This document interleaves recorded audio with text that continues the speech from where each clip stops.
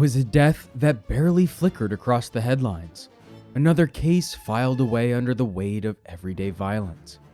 But when 32-year-old Kiesha Donaghy was found beaten to death in her flat, the brutality of the crime and the debt she carried whispered of something darker, a woman silenced because she knew too much. Her story, and that of a different 16-year-old girl thousands of miles away, reminds us how quickly suspicion and whispers can turn fatal, and how women marked as inconvenient often end up paying the highest price. For the evidence room, this is the tale of the women who simply knew too much.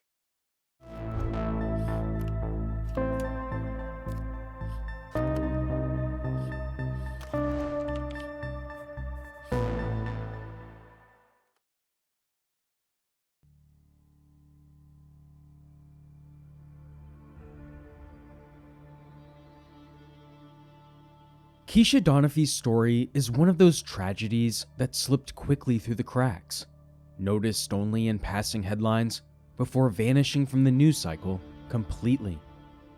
She was just 32, a mother of 2 daughters, and living in a modest flat on Anderson Drive in Elgin. But behind the quiet exterior was a life marked by debts, threats, and a dangerous entanglement in Scotland's drug trade.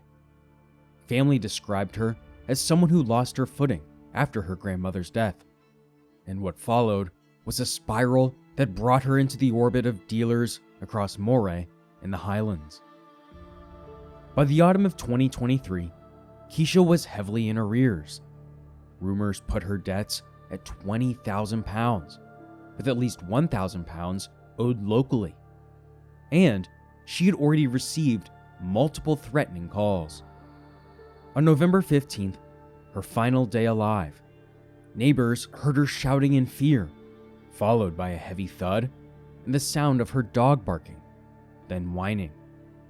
Within 24 hours, friends would find her lying face down on her bed, beaten to death by blunt force trauma, her knees pulled into her chest as though she had fallen and never risen again. The investigation quickly settled on Owen Grant, a man whose movements that night were caught in damning detail by the unblinking eyes of CCTV.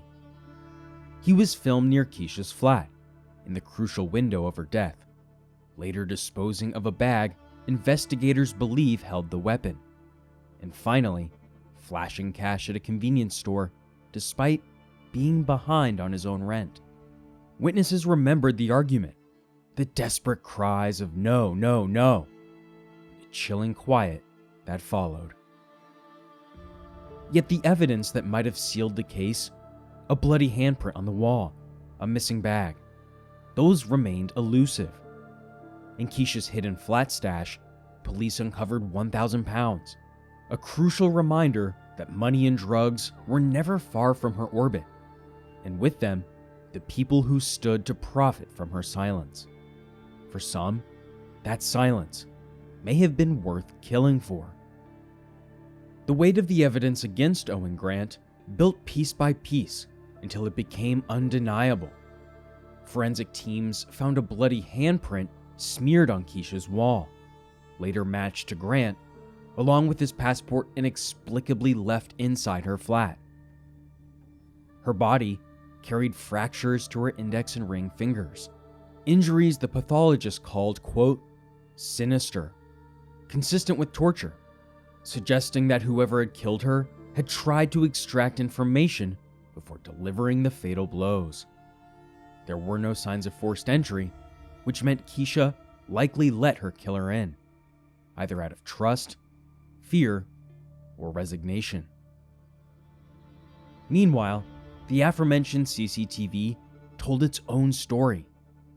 Owen Grant was seen approaching her flat at 8:01 p.m., lingering nearby just minutes later, and by 9:01, he was caught dumping a bag into a bin outside the co-op, his clothes changed, his tracks seemingly covered. Not long after, he was on camera again, flashing a wad of cash at the register, despite being weeks behind on rent and haggling with his landlord. For investigators, it was the shape of a motive forming in real time. When police finally closed in on him at Pinefield Industrial Estate, Grant was defiant even in handcuffs, telling officers, quote, "You've got to do what you've got to do, but I've done nothing," end quote. During interviews in Inverness, he refused to answer questions, resorting to no comment at every turn. But in the High Court at Edinburgh, presided over by Lord Scott, the jury was presented with a very different picture of a man whose bloody handprint placed him inside the flat, whose sudden access to cash fit with Kiesha's missing stash, and whose violent history underscored the brutality of the crime. Grant continued to deny it all, insisting, quote, "I never laid a finger on her," end quote, even calling the murder disgusting and horrible. The jury was unmoved. He was convicted of Kiesha Donaghy's murder, with the judge describing the attack as exceptionally savage, frenzied, and brutal, almost certainly fueled by money and drug debts. Owen Grant was sentenced to life in prison, with a minimum term of 24 years before he could even apply for parole. His record of violent crime weighed heavily in the decision, marking him as a man long capable of that brutality. For Kiesha's mother, Amanda Gow, the verdict brought no comfort. She had just lost her only daughter, her firstborn, and was left to grieve for two granddaughters who would grow up without their mother. And the community of Elgin, rocked by the violence in their midst, rallied to support the investigation, and police praised their patience during what had become a complex and harrowing inquiry. Detective Superintendent Lorna Ferguson said she hoped the verdict would bring some form of justice for Kiesha's family. But the truth was harder to face. Justice, however necessary, could never replace what had been lost.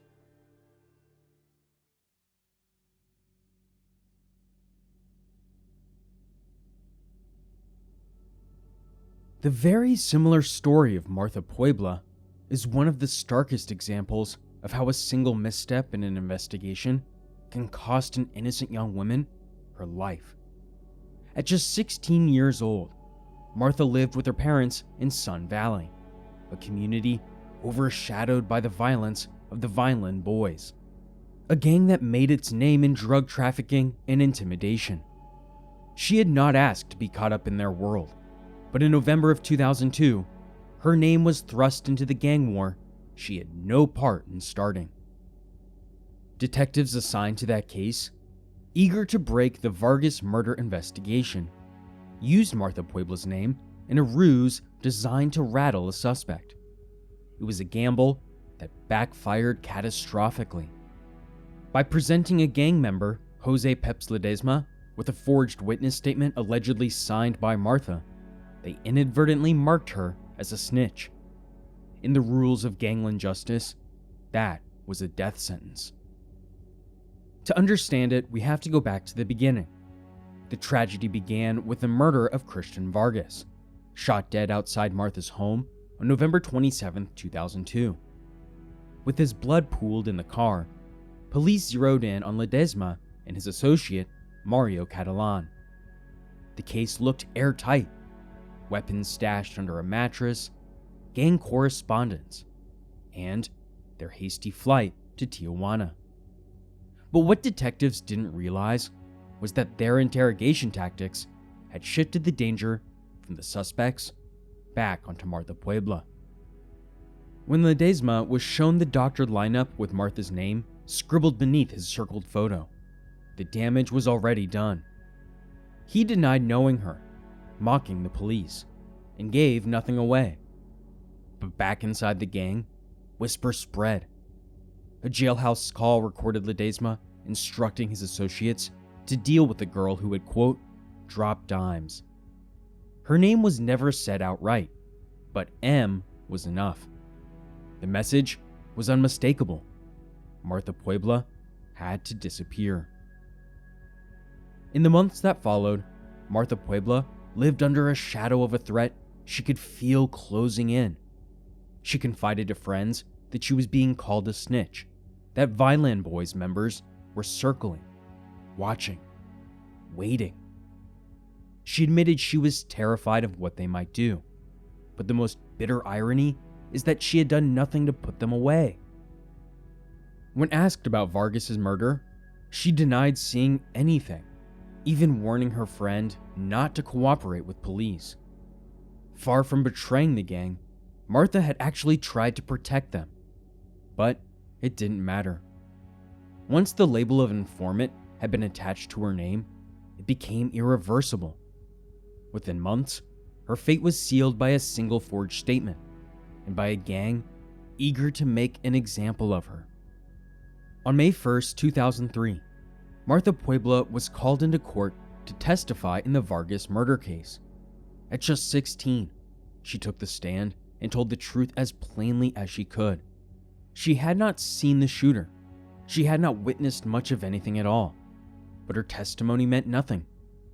The order for her death had already been issued by the gang months earlier, triggered not by her words in court, but by a forged statement detectives had used as a tool of pressure. Whether she spoke up or stayed silent, Martha was already a marked target. Less than 2 weeks later, the inevitable happened. At around 11 p.m. on May 12th, Martha sat outside her Sun Valley home, chatting with a friend on the curb. A man approached from behind and asked her name. "I'm Martha," she replied, almost with a sense of familiarity. "You know me." Those were her last words. The gunman pulled a 9mm pistol and fired, the fatal shot striking just beneath her left eye. The close range left soot marks burned into her cheek. Martha collapsed onto the pavement in her white sweater, blood spreading across her chest. Her eyes still open as her mother rushed out screaming, "Dios mío, está muerta." The shooter was Raul Robledo, a member of the Vineland Boys, carrying out Ledesma's order.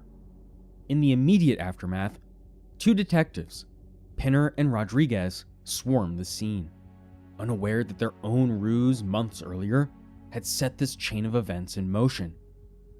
What's worse is they compounded the tragedy by arresting the wrong man, Juan Catalan, the innocent brother of the gang member Mario Catalan.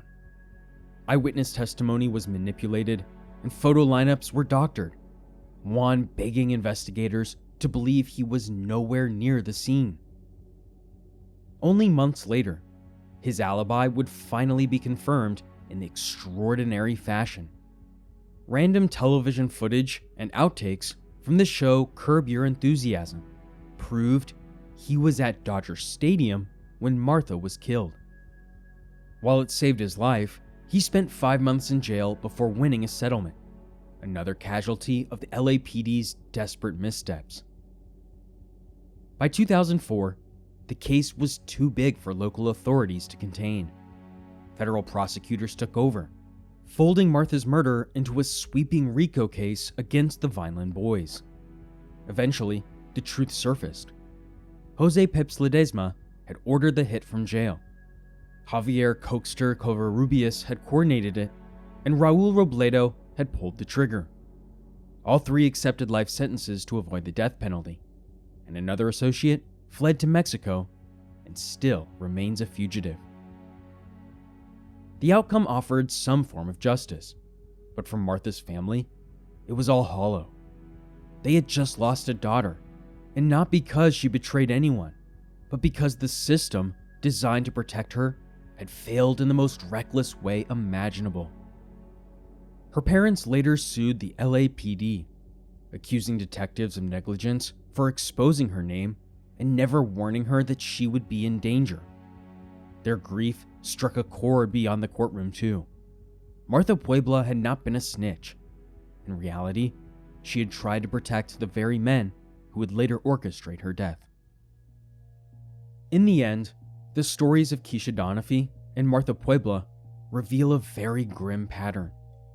These women were caught in the orbit of violence and silenced when they became liabilities to the men who feared exposure.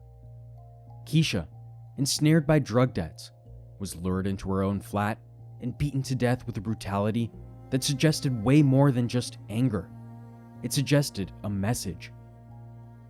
And then there's Martha, barely 16, being executed on the street outside her own home because police deception had painted her as a snitch. In both cases, the killers relied on fear, intimidation, and the assumption that women like them could be erased without consequence. But their deaths also exposed the systems that failed them, the dangerous networks of the drug trade, the unchecked violence of gangs, and the investigative missteps that left victims unprotected. The critical CCTV footage and the forensic handprint that sealed Owen Grant's conviction, plus the federal RICO case that finally brought Martha's killers to justice, show how truth eventually clawed its way back to the surface, but only after irreparable damage was done. These cases serve as stark reminders of just how fragile protection can be when power, money, and control are at stake. And they leave behind a haunting truth. Sometimes, knowing too much is tragically enough to get you killed. May the families of these victims continue to find healing and strength, and the memories of Kiesha and Martha last into eternity.